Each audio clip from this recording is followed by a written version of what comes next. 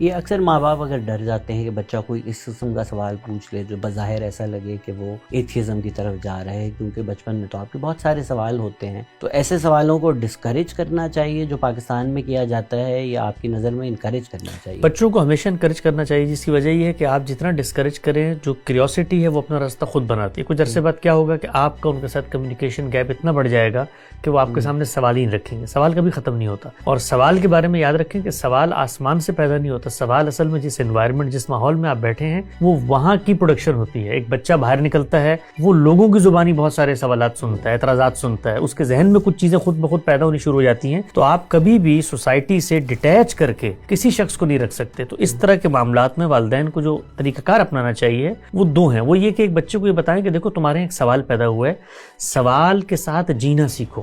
ہمارے یہاں یہ بھی ہوتا ہے کہ آپ نے ایک بات کہیں سے سنی ہے، کسی بچے نے اسکول میں آ کے مجھے رچرڈ ڈاکنز کی کوئی بات بتا دی، اب وہ میں اس کو لوں گا اور لینے کے بعد جو کچھ میرے ارد گرد نظریات، پری کنسیوڈ نوشنز ہیں ان کو لے کے ریجیکٹ کرنا شروع کر دوں گا۔ تو والدین کو بچوں کو یہ سکھانا چاہیے ہے کہ دیکھو تمہارا جو سوال ہے بہت جینون ہو سکتا ہے، مجھے ممکن ہے اس کا جواب نہ آتا ہو، یہ بھی ممکن ہے کہ سوسائٹی میں فی الوقت تمہیں کوئی مطمئن نہ کر سکے، لیکن اس کی بنیاد پر اگر تم تمام نظریات کی تردید کر دو گے تو تم بھی اسی مقام پہ کھڑے ہو جاؤ گے جہاں پر اس وقت کوئی ایک مذہبی آدمی کھڑا ہے جس کی بات تمہیں سمجھ میں نہیں آ رہی، اور کل جب تم سے گفتگو ہوگی آرگومنٹ کی بنیاد پہ تو تم اس کو قبول نہیں کرو گے۔ تو بچوں کو ہمیشہ اسپیس دینی چاہیے، والدین کو انہیں سکھانا چاہیے، اور اب تو اتنا زبردست ذریعہ کھل چکا ہے معلومات کی رسائی کا، ہر سطح پر روابط قائم ہو سکتے ہیں، اسکالرس کے ساتھ میٹنگز ہو سکتی ہیں۔ ہم ایک چیز اس میں بڑی کوتاہی کرتے ہیں بالعموم، وہ یہ ہے کہ بچوں کی اس کیوریوسٹی کو چینلائز کرنے کی کوشش نہیں کرتے۔